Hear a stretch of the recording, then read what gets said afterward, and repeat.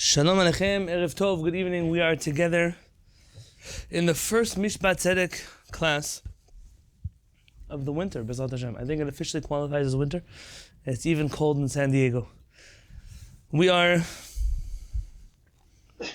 going to be studying this week and next week, after which we'll take a short break of 1 or 2 weeks. I'm going to be going to Mexico City to do a seminar there, a shiurim. I won't be able to teach in New York time while I'm there. And then B'ezrat Hashem will continue through, God willing, the whole winter up until Pesach, which hopefully we'll be together ready in Yerushalayim, Ir HaKodesh, Tibaneh v'tikonen b'mimcha b'yameinu amen.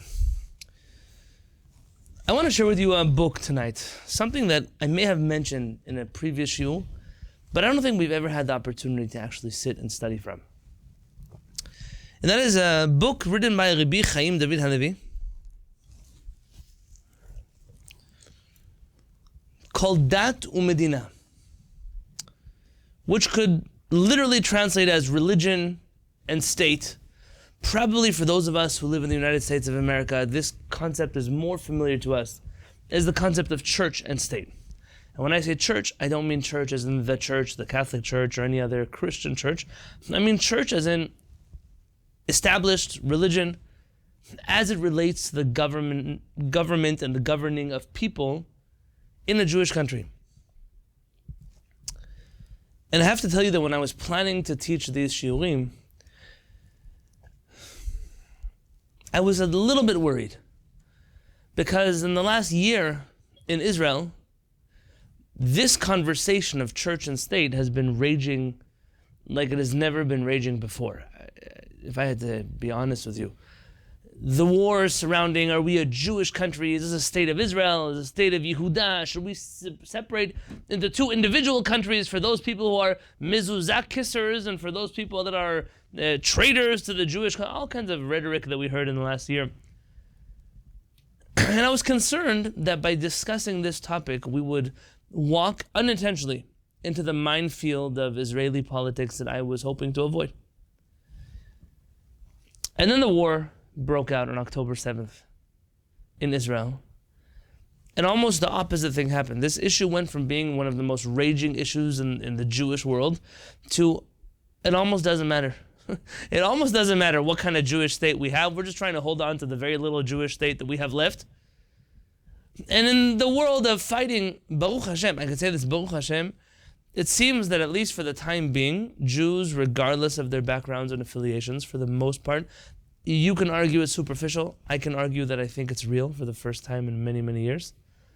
That the Jewish nation is doing its best at being united more than I have probably ever seen in my lifetime. And that's a good thing. And so part of me wonders, is this even the topic we should be talking about? And then I thought to myself, well, maybe it's a good opportunity to talk about something when it's not so hot, because we can do it in a clear, calm, level-headed fashion, almost like I performed 3 weddings this week. Baruch Hashem Zachiti, that there were 3 chupot, Thursday night and Saturday night and Sunday, Baruch Hashem Zachiti. And sometimes it feels a little bit awkward to be discussing the conditions of divorce with a couple just before they're about to get married. It's a few minutes before the chuppah, then I whip out this gorgeous-looking divorce contract. And what is a ketubah? A ketubah is essentially stipulating what's going to happen when things go south. When things go wrong in the relationship, what do we do? And the reason we have the conversation now is because it's so much better to have that conversation when we're not at war with each other than to have that conversation when we both hate each other and don't want to be in each other's life. It's why we'll discuss Tractate Gitin before we discuss Tractate Kiddushin, because we need to be able, in times of peace, to discuss what we're going to do in times of strife. And this is an important rule in general in life. To always be ready for things and to deal with them before they become too passionate or too hot or too involved, in which case everyone makes rash decisions, as the Israeli saying go, hachipazon min satan, that quick decisions always comes from the Satan. It always comes from something bad. You never make good decisions under duress. It's so much better to have an action plan in place when things are not so bad. And maybe in that context, in that place, it's a worthwhile conversation to have now. When Baruch Hashem, Am Yisrael is not fighting internally, to discuss something that is so hot internally while we're focused on dealing with threats that are, thank God today, foreign and not threats that are domestic. And so with your permission, I wish to crack open this book, Dat U'Medinah, of Rabbi Chaim David Halevy. I'll tell you the truth, this book is out of print. It's been out of print probably since it was printed. It was printed in the early years of the State of Israel. My copy looks like this. I have a whole PDF for those of you who'd like to study the book in its entirety. I can get you a copy of the entire PDF. And this book is broken up into 3 parts by Rabbi Chaim David Halevy. Number 1, Baderech leGeula Shlema, the way to a complete redemption. Discussing what is unfolding in Israel, founding of the State of Israel, how it all relates to the final redemption.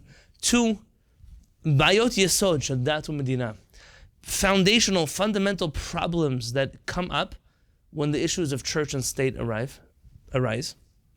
And 3, the 5th of Iyar, the 28th of Iyar, their spiritual significance, and the conversation surrounding, do we need a temple? Should we rebuild a temple? Do we want animal sacrifices? What is in store for the Jewish people in the land of Israel? These are the 3 main sections of the book, Dat U'Medinah. And they were authored by Rabbi Chaim David Halevy, who is the same author who wrote for us the book Tevach HaMishpat, which we studied the introduction of, and we will study the commentary and the Rambam from. He wrote this when he was the chief rabbi of Rishon LeZion. So Rishon LeZion is a place in Israel, and later he becomes the chief rabbi of Tel Aviv Yafo. But at this point in time, he was the chief rabbi of Rishon LeZion. And I asked you to turn with me then to the 2nd page that I added to the PDF.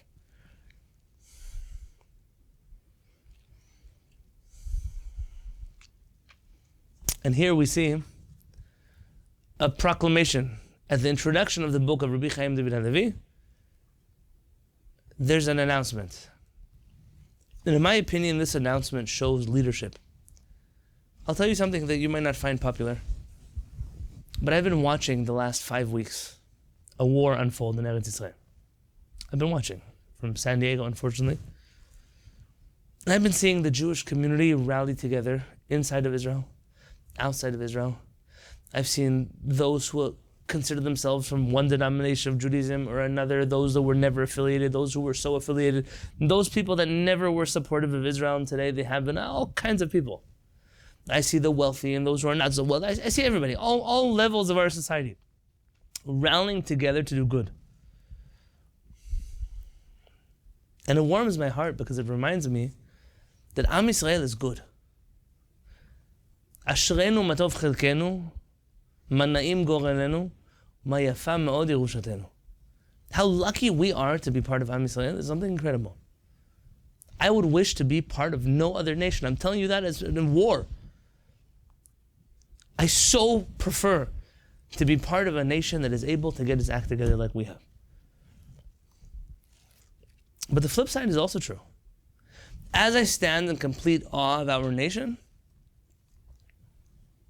I am terribly heartbroken at the state of affairs of Jewish leadership across our nation. Political, religious, otherwise. I haven't seen leadership of the type that I was hoping for. I haven't seen people coming out of the woodwork. I've seen the Jewish people rise to the occasion and pass with flying colors. But I'm left, mostly, for the most part, disappointed, lacking, underwhelmed by what I see from Jewish leadership across the globe. And from the Talmidei Chachamim of the Jewish people, I've seen almost no leadership whatsoever. What's our plan? What are we supposed to be doing now?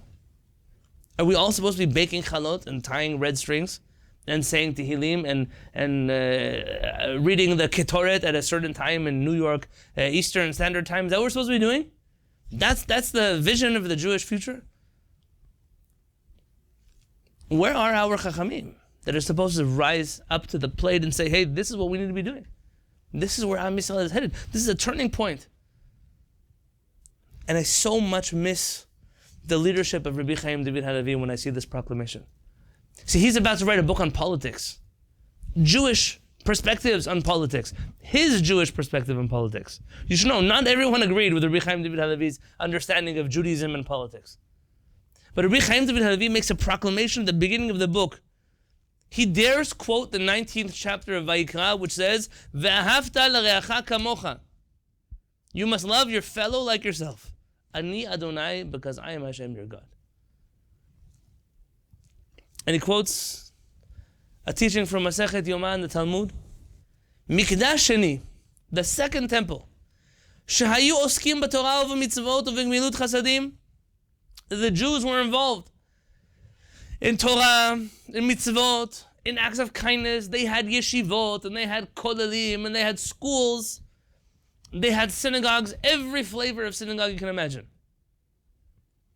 They had gemilut chasadim, any gemach you could get anything from. You need a wedding gown, you need a pacifier, you need a loan for your kid's bar mitzvah, whatever it is you need, they had it. So then why was the Beit HaMikdash destroyed in such a beautiful generation? Because there was sinat chinam there. I'm not going to deal today in the term of what exactly is baseless hatred. If you want the closest understanding to baseless hatred,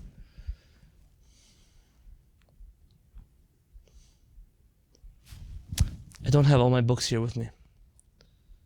If you'll give me a minute, I will try to pull up a proper working definition for you of what is sinat chinam. Let me read to you.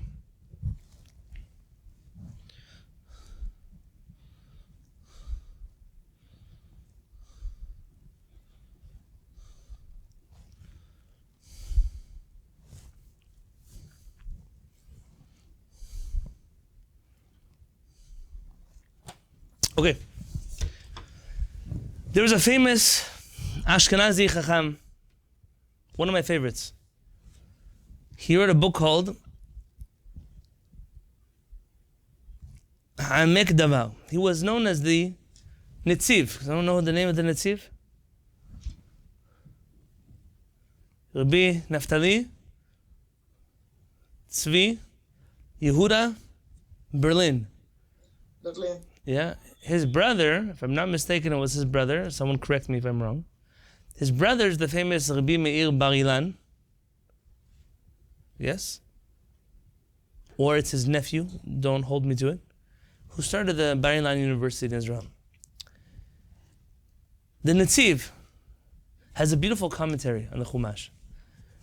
He was a rabbi of very unique generation. In his generation, his students in the Yeshiva of Volozhin, they were very ideologically minded people. So you had people like Chaim Nachman Bialik, who goes on to be a very famous Zionist Israeli poet.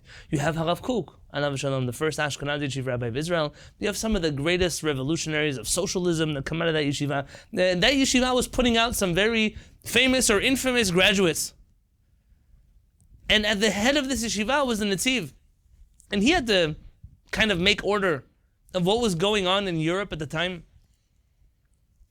And in his commentary in the Chumash, he writes the following. Hine sefer ze nikra sefer Bereshit. This book of the Torah that we're reading now is called Bereshit. Nikra befi hanevi'im sefer hayashar. It's referred to in the mouths of our prophets as sefer hayashar, the book of straightforwardness, the book of righteousness, if you would like.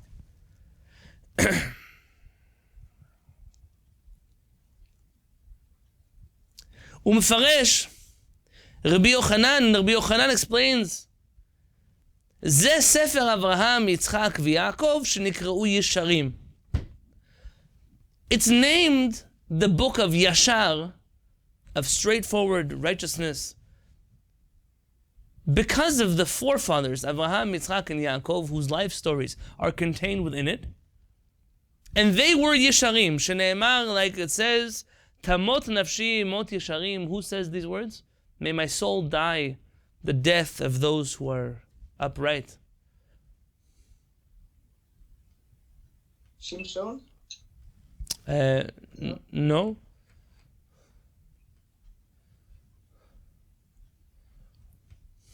Bilam, thank you, Abba. Bilam, Rabbani, thank you. Bilam, just moments before he dies, recognizes, I messed up. I messed up. I came out Bilam.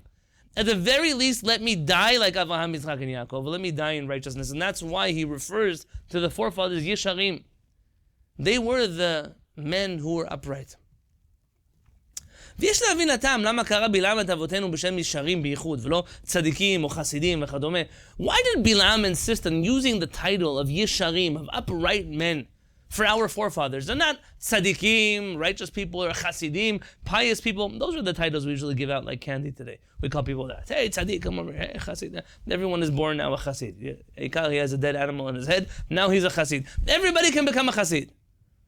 Why the title Yashar? Why did the Bilam choose this title for them? וגם למה מכונה זה הספר בייחוד בכינוי ישרים. ובלעם התפלל על עצמו שיהיה אחריתו כמו בעלי זה הכינוי. Now why was this book therefore named the book of ישרים? והעניין נתבאר בשירת האזינו. You can understand the meaning of this from what we see in the song of האזינו, על הפסוק עצור תמים פעולו. צדיק וישר הוא. What does it mean ישר?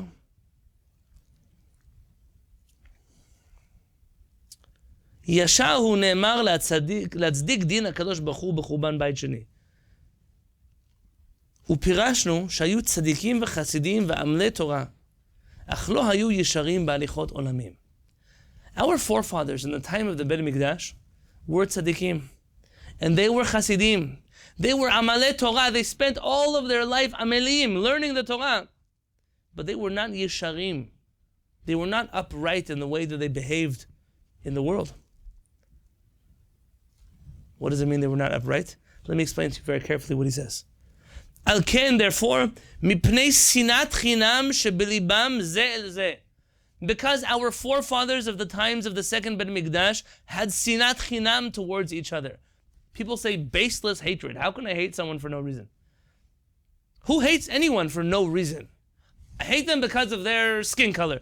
That's my reason. It's a stupid reason, but it's a reason. I hate them because they speak another language. That's not baseless. It's based on something.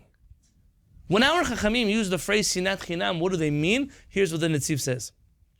חשדו את מי שראו שנוהג שלא כדעתם ביראת השם, שהוא צדוקי ואפיקורוס.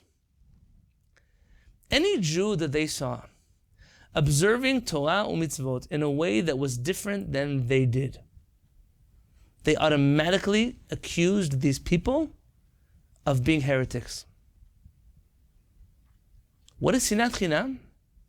Sinat chinam is the pettiness that exists between members of the community of those who observe halakha. We all observe halakha, but some of us, we're holier than others. And I see you do something a little different than me. You're a tzedeki, you're an epikoros. This is a disease that still hasn't been solved in Am Yisrael. We were learning Torah, we were tzaddikim, we were chasidim, but we spent all of our time, all of it, doing what? We spent all of our time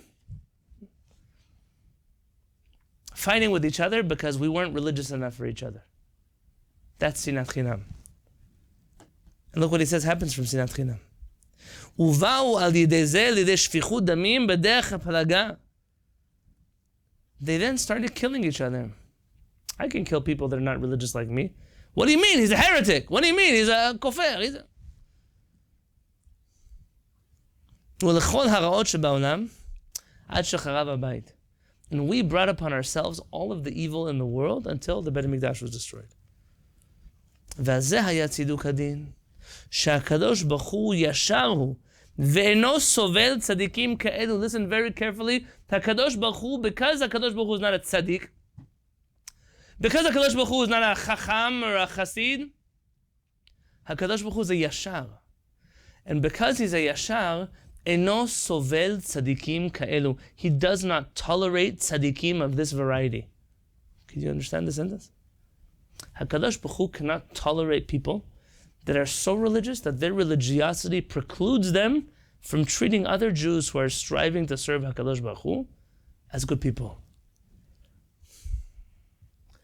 אלא באופן שהולכים בדרך הישר גם בהליכות עולם. He wants tzaddikim that are behaving in an upright manner even in the way of the world.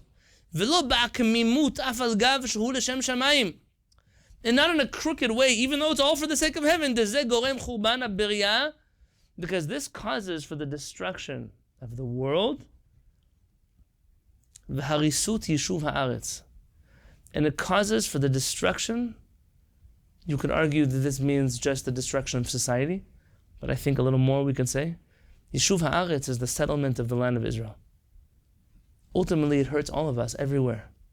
When the Jewish people cannot get along with each other, especially when they persecute each other on matters of religion, this destroys everything for us. HaKadosh Baruch Hu has no tolerance for righteous people like that. And if I may, v'zeh haya shevach ha'avot. And this was the praise of our forefathers. שמלבד שהיו צדיקים וחסידים ואוהבי השם באופן היותר אפשר. That even though they were tzadikim and they were chasidim and they were lovers of HaKadosh Baruch Hu in ways that are supreme to anything we can imagine. Od hayu yesharim. On top of all of that, they were yesharim. They were upright. Haynu, what does that mean? Listen very carefully. Shehitnahagu im umot ha'olam. That they behaved with the nations of the world. Afilu ovdei elilim mechoarim, even the most ugly of the pagans on earth. Mikol makom hayu imam be'ahava. They still lived together with them in love. V'chashu letovatam. And they desired good for them. B'asher hi kiyum habirya, because that's the only way for society to work.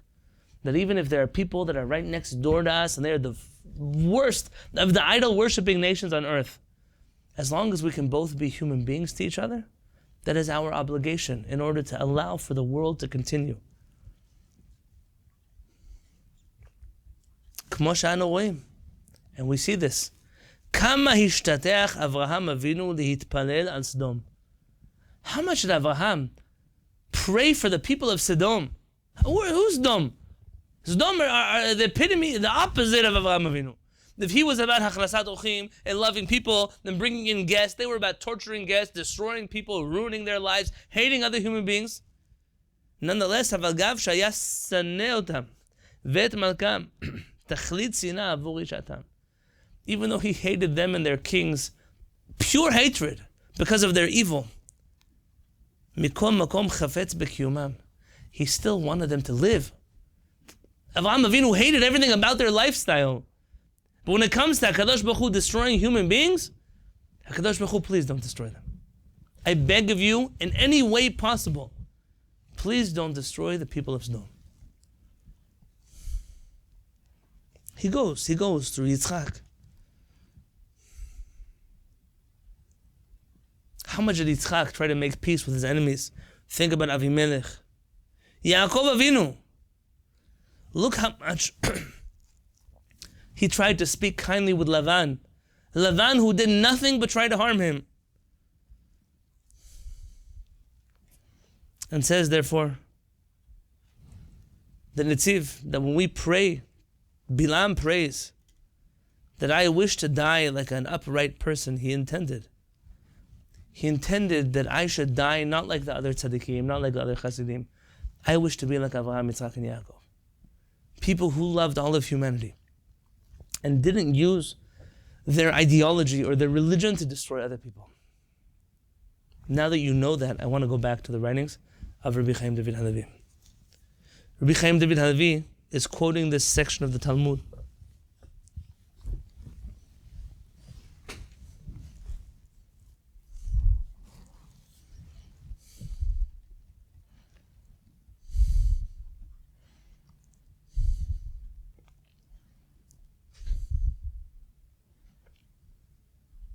So why was the Beit HaMikdash destroyed, says the Talmud? Mipnei shayta bo sinat chinam. We learned Torah, we were tzaddikim, we were chasidim, but we used our Torah to destroy our society from within. And HaKadosh Baruch Hu doesn't like tzaddikim like that. And it seems like it's 2,000 years later and Am Yisrael didn't get the memo. Now we see something special. The Talmud Masechet Megillah, the Gemara says, that all of the prophets of Am Yisrael tried to get the Jews to do teshuvah. Yirmiyahu, Yechezkel, Yeshayahu, all the prophets. And none of them were as successful as Haman HaRasha. Haman, he took the cake. Haman was able to get us to do teshuvah and be friends and love each other in ways. Kimu v'kibudu ha'Yehudim aleihem v'azaram. We gathered together and we fasted with Esther Malka. We went to war with her. All because someone hated us. It seems like, for whatever reason, we prefer that Zera Amalek, that the descendants of Amalek in every generation, we prefer that they remind us that we're Jews instead of us reminding ourselves. But something beautiful is happening now. And therefore this chapter is fitting. Says Rabbi Chaim David Halevy, "Betkufa gdola zot," in this tremendous era in which we live, this unbelievable generation, Bat soadim hinenu el geulatenu hashelema, in which all of us are marching together towards our complete redemption. Tov shenasim lev el sibat chuban habayit hasheni. It's important that we recall, we remember, we pay attention to why the second Beit HaMikdash was destroyed. Mipnei shehayta bo sinat chinam, because there was hatred in it. Ulihimana mikol maaseh b'chayenu ha'asui lahavi lidei kach, and to avoid any action in our life which may bring us to a situation of sinat chinam. Pashta b'chevratenu tofa'a shlilit. In our society has spread a very negative phenomenon. Shemin hara'ui latri'a aleha, which is proper for me, says Rabbi Chaim David Halevy, to warn us about it. Hasagot matarot ishiyot v'tziburiyot b'darchei ma'avak neutin hi davar kasher k'shlatzmo. If we wish to accomplish personal or public goals through clean play, argument, debate, it's a good thing. ומאבק על דעות, השקפות ושיטות היא נשמת רוח אפה של כל חברה דמוקרטית ותרבותית. And debates, arguments surrounding our opinions, our philosophies, our stances, our ideologies is the life force, it's the breath of every healthy democratic society. אך השגות מטרות באמצעים קלים, but resorting to cheap shots to accomplish our goals, שתפילת דברי בלע שלא היו ושלא נבראו, to make up lies and slander about each other that never were and never will be, היא פשע חברתי, is a crime against society. וגם חטא דתי מן החמורים ביותר. And it's a religious sin of the greatest varieties possible. שגם עונשו חמור ביותר, and its consequences even greater. ועיין למרן החפץ חיים בספריו הרבים, and look at the writings of the חפץ חיים in his books on Lashon Hara. What is Rabbi Chaim David Halevy telling you? Sometimes people drag me into political conversations. I'll tell you something. There are halachot about a person and their rabbi and not fighting with another person in front of one's rabbi, or not, certain things. It's not appropriate to drag a person, forget your rabbi, a friend, into a conversation they don't want to be a part of. I'm sitting at a table, people are having a conversation. They want to have a conversation. Fine, have a conversation. It's not my kind of conversation, you want to have it. All of a sudden, somebody will say something that is so juvenile, it's so childish. It's instead of debating with an issue, I'm going to throw out some title. I don't want to say words from my mouth that are.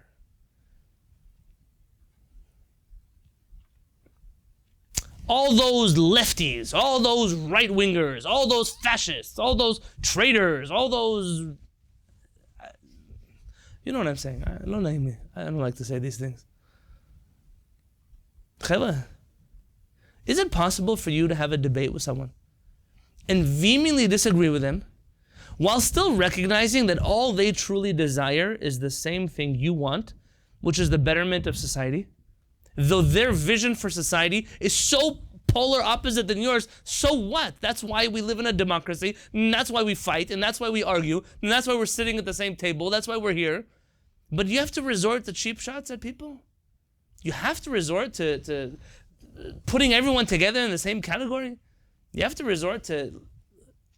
They're not arguments, they're words and phrases that insult your intellect and your intelligence and your integrity as people. And it's so normal because we see everyone does it. The politicians do it. The rabbis do it. All the chilonim. Are you a fool?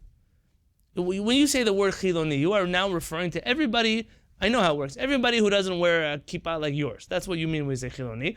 And you're assuming that whole group of people is homogenous. They're all one. They all the same. You create some straw man, you attack it. And we do it. The best part is, we Jews will fight with each other based on politics that are not even Jewish. We're in America, Democrats and the Republicans, they go fist fight. Who cares, chevre? You want to argue, argue. You want to fight, fight. You want to debate, debate.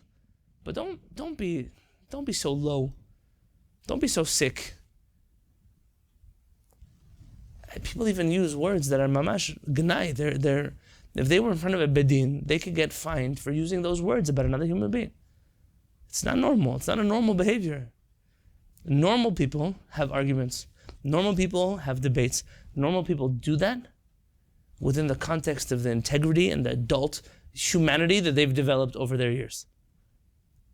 Rabbi Chaim David Halevy says, we're going to have conversations now about church and state. This is going to rile some of us up, or all of us up, in different ways.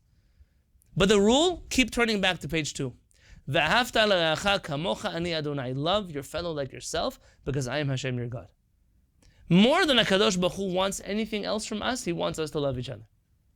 More than He wants us to be religious, more than He wants us to have a country, more than He wants us to whatever it is, you fill in the blank that is so important to you. More than all of that, HaKadosh Baruch Hu wishes for us to emulate Him in that He loves every single person on earth. That's the bottom line. There's a book of Kabbalah. Who wrote it? Who didn't write it? I don't know. I'm not a Mekubal. It's called Sefer Yetzirah. The Sefer Yetzirah, some say Adam Rishon, some say Avraham Avinu, some say forgery. Everyone says what they want to say. The truth is that you can take truth from everywhere, regardless of what you think. Sefer Yetzirah says, Imratz libcha beni, shuv el hamekor. If your heart starts to get too excited, my son, you're dealing with matters of God and divinity and where is HaKadosh Baruch Hu, what is HaKadosh Baruch Hu, always go back to the beginning. Go back to page 1. There is HaKadosh Baruch Hu. HaKadosh Baruch Hu is one. HaKadosh Baruch Hu created the world. HaKadosh Baruch Hu gave us the Torah. The simple facts that you know to be true, keep going back to them. You're involved in some political debate, an ideological debate, a religious debate. Stop when you get too excited and remember, remember this pasuk. Go back to page 2. Rabbi Chaim David Halevy puts it here to remind us that no conversation can be had unless this is the premise that we're building it on. I accept that all the people who've tried to build the state of Israel have tried to do the best that they know how. That all the people who've contributed to the state of Israel, even those that I think contributed their worst mistakes, their worst errors, their worst philosophies and ideologies, and there are some pretty bad ones out there, they did so because in their mind, that was the best future for the Jewish people. I can stand up and say, I vehemently disagree. I think what you did was a mistake. I think what you did has undermined our security. What you did has undermined our religion. It doesn't matter. But I still recognize that you did it from a place that was good. That must be the premise of this conversation. Does it sound too ideological? Does it sound too utopian? Chevra, welcome to Judaism. Welcome to HaKadosh Baruch Hu. HaKadosh Baruch Hu doesn't want us to be. We are not a nation like other nations. Even in our politics, even in our debates and our fights, we are supposed to be different. We are supposed to set a different standard for people. מצאנו לנכון להעיר על כך בפתח חיבור זה העוסק בענייני דת ומדינה. Says Rabbi Chaim David Halevy, I intentionally remind us about this law of V'ahavta l'reacha kamocha at the beginning of this book, which discusses matters of church and state. נתלכד כאיש אחד באהבת ישראל עמוקה ואיתנה. I ask that we unite ourselves as one person, as one Jewish person. That's what we are at the end of the day. כאיש אחד בלב אחד. With a deep אהבת ישראל and a strong אהבת ישראל. ומהרה נזכה לגאולתנו השלמה, amen. And very soon we will merit to see our redemption, our complete redemption. It could be that in the middle of this conversation, our redemption will be finished. and this conversation will stay purely theoretical. We must have it, but we only will have it while we're hugging each other. Harav Peretz should live and be well. He always taught me that, Chachamim say, Tamid teheh semol docha v'yamin mekarevet. You should always push away someone with your left hand and bring them close with your right hand. You're familiar with this rabbinic teaching? It happens in the wake of Jesus, Yeshu, getting thrown out of the yeshiva. Yeshu gets thrown out. He ends up becoming Yeshu, famously. And our Chachamim accuse his rabbi, Rabbi Yeshua ben Perachia, that he pushed him away too strong. When you push away, you should also bring close at the same time. Mori Harav always taught us that if you're going to give musar to a student, to a child, even a hard argument between partners, spouse, do it while you're hugging each other. Put your arm around somebody. Hold their hand. Make a physical connection. By the way, I'm aware that in today's world, it's already not so safe always to interact physically with everybody in the world around you, so I'm not telling you to do anything that is not correct, okay? It could be that doing so is with words. With words. I love you very much. I care about you very much. In that context of me loving you, I want to share something with you. You take your child onto your lap, and then you have a conversation with them about something they did wrong. There's a way to show unconditional love while also having very painful conversations. Some people in their mind, they don't know how to compartmentalize it. So in their brain, it's either I'm at war with you or I'm in love with you, but I can't do both. And anyone who's been in a real, genuine relationship with another human being knows I can be at war with you and still love you completely and totally. Those are two things that can happen at the same time. And healthy people, once they told Rav Kook that they feel bad for him because he has a torn soul. His soul is torn between Torah and between Zionism and between... Rav Kook has a famous letter he wrote where he said, of course I have a torn soul. But doesn't every human being have a torn soul? Aren't we always torn? We spend our whole life torn between things. Sometimes we're torn even, I hate you so much, but I love you so much, and I don't know what to do with that information, but I want to share both of those things with you. What's the point of just sharing the hate? Let me know. I'm your brother. I was once in the bus station in Haifa, central bus station, Chova Karmel. Ishmael was always a little difficult for me in Israel. You get off the bus in Haifa, all of a sudden the scenery changes. It doesn't look like Yerushalayim. And you become a little more self-conscious. You're wearing a kippah, you're wearing tzitzit. It's not so simple. And don't think I wasn't heckled in my lifetime in Israel by people, oh, you're Haredi, you're Shasnik, a parasite. In my life, those things happen. And I was coming in the bus station. I don't remember if I was going to my bus or coming from my bus. I got out of the bus, and one of the guys who worked at the Golan Telecom booth, the cell phone booth, he starts calling me, hey, yeshiva guy! That's how he screamed at me. I'm like, do I ignore him? Do I walk? So he says it again. I say, what do you want? He said, listen, you look like the kind of guy who knows how to tie a necktie. Can you help me? I need to wear a tie for work, but I'm Israeli. I don't know how to tie ties. So he gave me his tie and helped him tie his necktie. And at the end, he told me something along the lines of, I love you, my brother, because at the end of the day, we need each other. I need you to help me tie neckties also. And I thought, at least for that guy, I was valuable in his life for one moment because I knew how to tie a tie. But at the end of the day, he was able to express that appreciation that there's another human being out there that could love him. And that brings me to the essay that I intended to read with you today. We're going to start it today, and B'ezrat Hashem continue it next week. And this is all about the question of, what do you do in a state of Israel that is doing its best to stay Jewish, while at the same time, it's trying to remain democratic. And as I said at the beginning of the shiur, this clearly was a hot topic in Israel for the last year. I'm sure that many, many people debated different elements of this already. But I don't know that any of us have taken the time to study the perspectives of Rabbi Chaim David Halevy on this issue. So if you'll turn with me to the third page of your PDF, and it's page 41 in the numbers. Did you say 41 at the top left? Do you see that?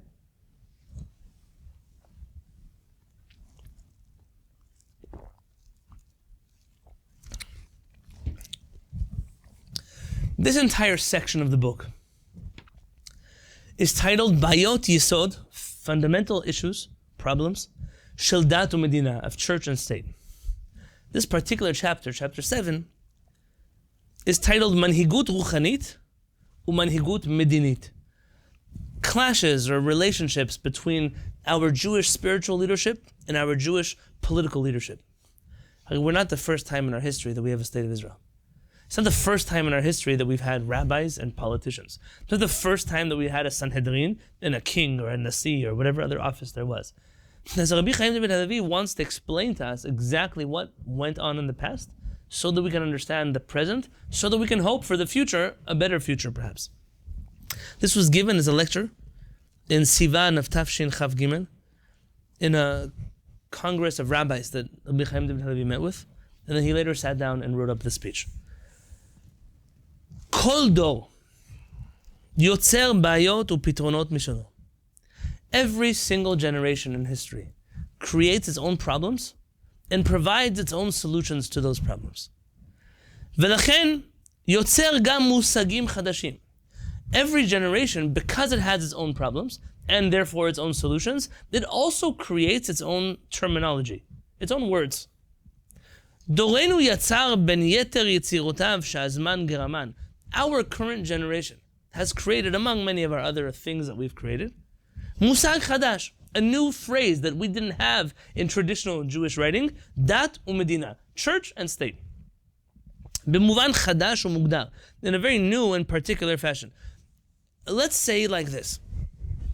In the United States of America, this concept of church and state is very near and dear to our heart. Now, this whole country seems to have been, I say seems because it seems to have been built on the premise that the government should never persecute for the church, or the church should never persecute. It should be a separation of church and state, because we unfortunately came from countries, the people who started this country, that religion was one of the persecuting forces in its life, and in order to free people from that, you created a country that had freedom or separation of church and state, and therefore freedom of religion or lack thereof inside of such a country. In Judaism, we don't have a traditional concept of church and state. There is no conversation. This seems to be a new problem that is developed in a modern Jewish state of Israel. Lichora, seemingly, it seems like the problem of church and state is not a new one. The phrase may be a new one, but the problem itself existed in the past. In all of the years of history of an Israeli or Jewish state of Israel, I'm sure you're familiar with the controversy surrounding whether the state of Israel should have been named the state of Israel or the state of Yehuda, the state of Judah. There was a lot of debate among the early founders of the state of Israel what this country should be called in the first place. It's not so simple that the word Israel should have been chosen for this country, but he says, it doesn't matter. An Israeli country, a Jewish country, however you wanted to call this country. Every Jewish government, even before the state of Israel, had this problem. And there are even times where you see just how bad this controversy became in some generations of our history. But in order to truly understand this and learn this concept from its origins, we have to first focus on how there actually is nothing in common between our current status and the status of previous Jewish governments. So, in order to understand what is, sometimes we have to find what it's not. This is a method of teaching or illustrating a point. You compare sometimes, you also contrast. First we're going to contrast so that we can compare. Amarnu, we said previously, shemusag chadash hu dat u'medinah leba'aya chadasha. That this term of church and state is a new phrase, a new terminology, for a new problem. וזה מפני שהרשות שקבעה את חיי העם, and that is because the office that was responsible for the life of the nation, גם בבית ראשון וגם בבית שני, whether the first temple or the second temple, הייתה Sanhedrin, was the Sanhedrin. It's exactly why when we choose to study Jewish national law, we look at the laws of Sanhedrin. The Sanhedrin is the Jewish government that functioned in the first temple and second temple times. שכל דיוניה והחלטותיה התנהלו על פי חוקי התורה ומשפטיה. That all the decisions and all the deliberations that were in the Sanhedrin were all deliberations that were based on the Torah and its laws. V'gam ha'malchut, and even the kingdom of the Jewish people, the monarchy, tzericha hayta lenehel et chayei ha'medina al pi horaot haSanhedrin, was required, and we could say sometimes more successfully than others, was required according to halakha to govern itself based on the laws that the Sanhedrin gave to it. Larbot bayot bitchoniyot muvhakot kitzia lemilchama. Even things that you would think are outside of the realm of religion and purely in the realm of the political or the strategic, such as going to war. Those of you who are in my Monday night shiur that we started learning the laws of the Rambam, in the laws of war, the Rambam tells us there are two types of wars. There's a milchemet mitzvah. That's a war that God commands us to go fight, like the war against Amalek. Or before that, the war against the 7 nations. Or after that, any war against any enemy that is coming to kill the Jewish people, that is a milchemet mitzvah. And there's a milchemet hareshut, which usually is translated as an optional war, meaning the king goes to war because he wants to expand the borders of Israel, or because he wants more property, or because he wants to scare the other neighbors around him, to show he has force. That war is called a milchemet hareshut because he must first ask permission from somebody was not the Sanhedrin, very good. He must first ask permission from the Sanhedrin before he calls for a mandatory draft to go to a war that's not a mitzvah. And as I explained then, just on an economical level, to draft the nation to war, look what's happening in Israel now. It means taking people out of their jobs. It means new salaries for soldiers that you have to pay whatever percentage of their salary that they make in their civilian life. It's shutting down the economy. It's taking people from their families. It's having to supply uniforms and food and whatever else, ammunition and whatever else that it takes. That is a tremendous thing. The king cannot make the decision on his own. That decision goes through the Sanhedrin, which tells you, by the way, that the Sanhedrin were not a bunch of rabbis who sat in the yeshiva only. They were people who had very, very clear knowledge of warfare, economics, drafting people, society, all kinds of problems, or else they wouldn't be the authority that the king would turn to when having to make such a political, military decision. This seems to be a talit that is fully tchelet. This is a phrase that is borrowed from, who says this phrase? Korach, thank you, Rabbi Yitzchak. Korach is famously says there's a talit that is made entirely out of blue string. Does it require also to have blue strings? Is that something? We use this phrase to mean like, wow, that's perfect. It's a talit that's not just has blue strings, it is blue strings. Yes? This seems like an ideal utopian Israeli government. Everything follows the Sanhedrin. Everything follows halakha. Medina hamevuseset kula al yesodot haTorah v'halakha. It's a country that follows halakha and Torah to the T. Lumata, opposite that utopian form of Jewish government following the Sanhedrin, Medinat Israel, you have the current state of Israel. Harezo Medina mevuseset al orach chaim demokrati, sheno makir shum marut. It is a society that is built off of an Israeli understanding of democracy, which knows no marut, it knows no authority. There is no one that it has to answer to. V'lichora af lo marut toratenu hakedosha. Seemingly, the Israeli government doesn't feel beholden, not even to the Holy Torah.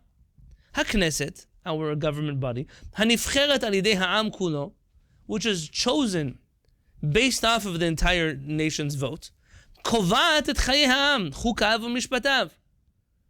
It decides the laws of the state of Israel. And by the way, I'm sure that those of you who've been following the politics of the last year, really so much of the debate that has been going on is what is the place of the Knesset versus the place of the Supreme Court in Israeli society. I'm not splitting those hairs. For the sake of conversation, allow yourself to believe that the Knesset has full power over the laws of the state of Israel, and if you wish to be appeased, in as much as the Torah does not. So what has more power, the state of Israel or the Knesset or the Torah? Obviously, in the state of Israel, the Knesset has more power than the Torah. ובאופן תיאורטי, and in a very theoretical fashion, יכולה כנסת זאת להחליט גם נגד המפורש בתורתנו הקדושה, that the Knesset can make a law that goes directly against that of the Torah, ודעת חכמי התורה אינה נשמעת, and nobody will care to hear the voice of the Chachamim who protest the trampling of the Torah. So if you had a government before that followed Torah, followed halakha, followed the Sanhedrin.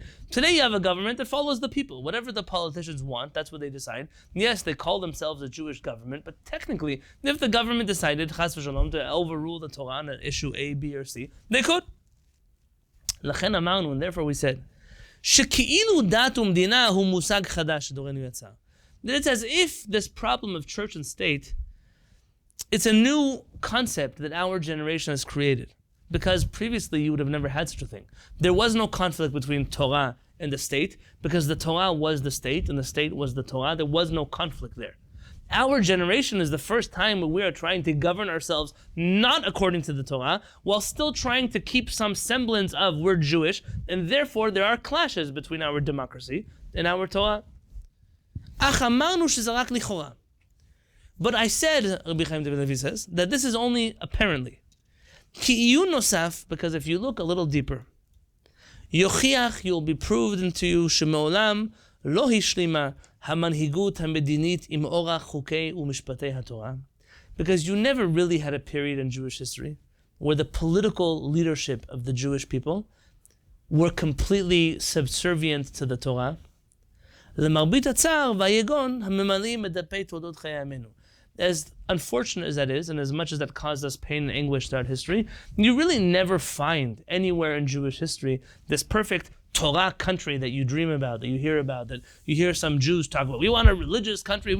You never find anywhere in our history that there was a country that was so righteous and that was so holy and that was so pure and dedicated to the Torah that it always listened to the Sanhedrin, everything it took according to the HaShamayim, and Rabbi Shimon Bar Yochai was the prime minister. You never had such a thing. That wasn't the reality of the Jewish state of Israel.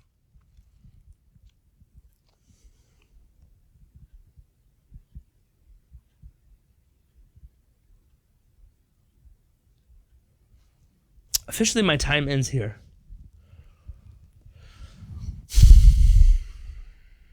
But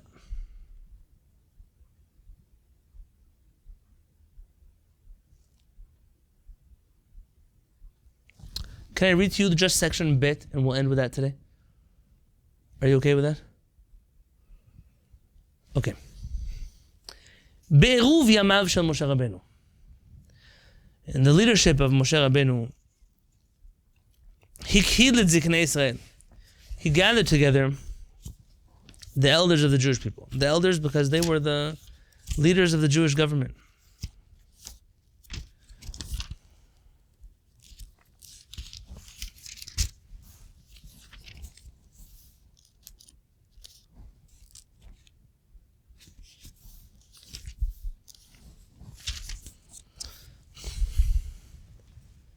This is a parashat Vayelech. It's mamash the end of Moshe Rabbeinu's life. He tells them the following.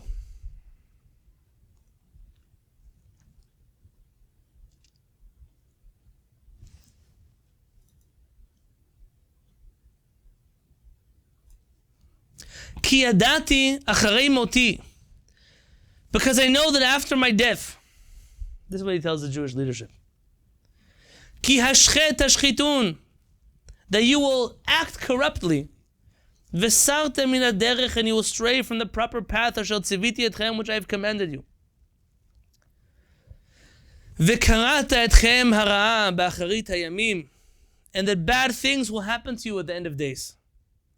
Ki ta'asu et hara'a b'nei Adonai, because you will do all that which is evil in the eyes of HaKadosh Baruch Hu. La'achiso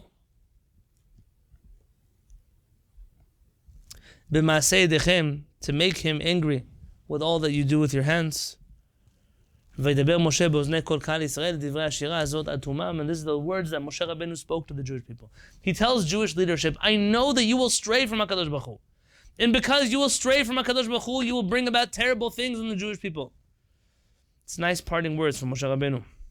V'achen, and therefore says Rabbi Chaim David Halevy, Al af mesiruto ha'gedola shel Moshe Rabbeinu lelamed Torah l'Yisrael, as much as Moshe Rabbeinu dedicated his life to teach Torah to the Jewish people, Lakim lahem Sanhedrin, to establish for them a supreme court, uvatei din b'midbar, in court system in the desert, ulamid bimkomo manhig tov ki Yoshua talmido, and to appoint for himself a successor, a righteous person, an individual like his student Yoshua. Lo ho'il kol zeh. Moshe Rabbeinu knew that none of this was going to work. Not a Sanhedrin, not courts, not Yehoshua, not good leaders. Nothing was going to save the Jewish people from a corrupt form of government. V'advarim yiduim, and we know this to be true. Gam hanaviim, also the prophets. B'chol oz rucham u'msirutam nechanech et hador. No matter how much they gave their life and sacrificed themselves to educate the generation of Jews to behave differently, hayu lelo ho'il. It never helped. V'ha'ed lekach churban habayit harishon. Our proof to that is the destruction of the first temple. How much did the prophets try and try and try and try? If you do this, then the Beit HaMikdash will be destroyed. If you don't stop doing this, and what happens? The Beit HaMikdash gets destroyed. He quotes here that you should look in Masechet Nedarim. I think he's referring to a teaching there that really HaKadosh Baruch Hu only was going to give the Jewish people the 5 books of Moshe and 1 book of Yehoshua. They were going to get to the land of Israel and live an ideal life. And the only other reason we have the rest of the books of the Tanakh, says the Gemara, is because we didn't listen to HaKadosh Baruch Hu, and He had to send His prophets to admonish us. And because we didn't listen to them, He had to keep sending us more prophets and more prophets and more prophets, and that's how we got a Tanakh. We didn't get a Tanakh because HaKadosh Baruch Hu wanted to give it to us. We got it because we didn't listen to Him, and that's why we have a book called the Tanakh. L'umat zot, contrary to that, היה מצב טוב יותר בתקופת הבית השני. Our situation was better in the time of the second temple. אבל מן הראוי להתבונן מתי, but it's very important that you focus on when it was better in the second temple. כי בבית שני היו למעשה 3 תקופות שהן 2. In the times of the second temple, we really have 3 eras, which are 2. So second temple has 3 eras, which are really 2 in the same. הראשונה, the first era of the second temple times, אם שוב העם לארצו תחת שלטון פרס. When we return back to the land of Israel under the rulership of Persia. ובארצו הייתה לו אוטונומיה רוחנית בלבד. And in our land, we did not have political autonomy. We solely had spiritual, religious autonomy. ולא עצמאות מדינית, and not actual proper political autonomy. באותה תקופה, עשתה המנהיגות הרוחנית רבות ונצורות לביצור חוקי התורה ומשפטיה ללא מפריע. The spiritual leadership of that generation, who led that generation? Who were the spiritual leaders there?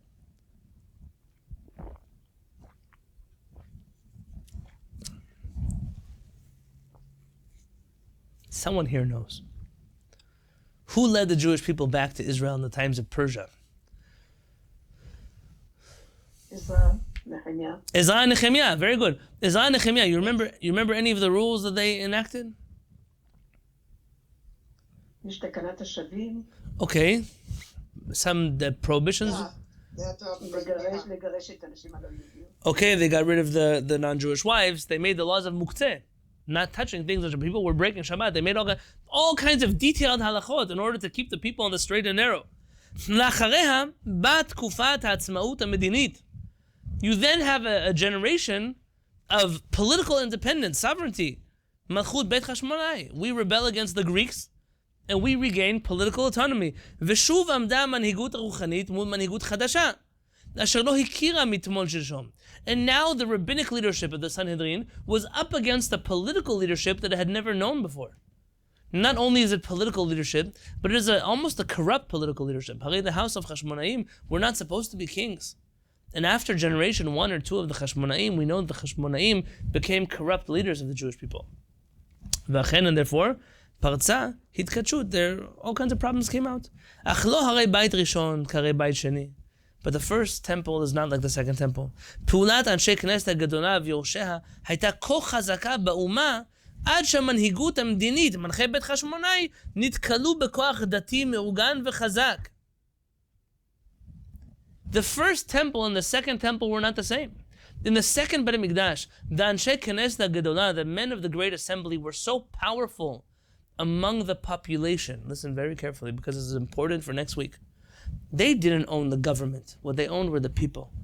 The rabbis had the confidence of the people, something the politicians did not have.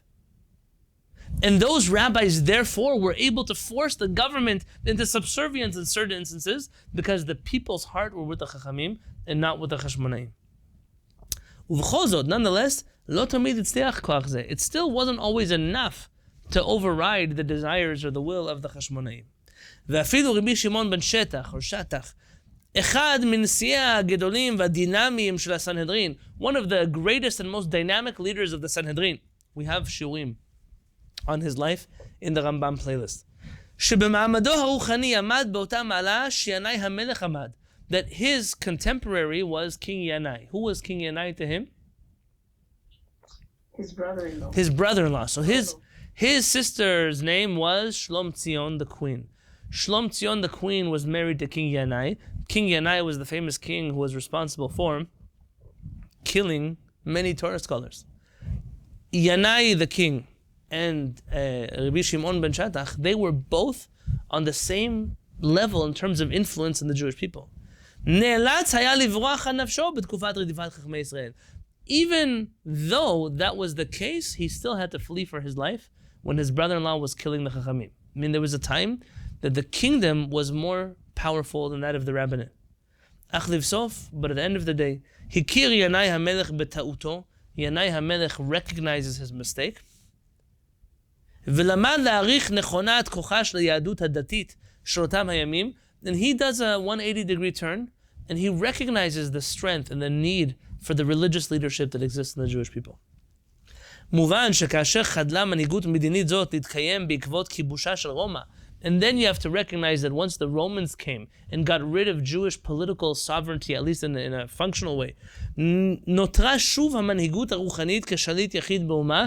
Again, spiritual leadership becomes the only leadership of the Jewish people.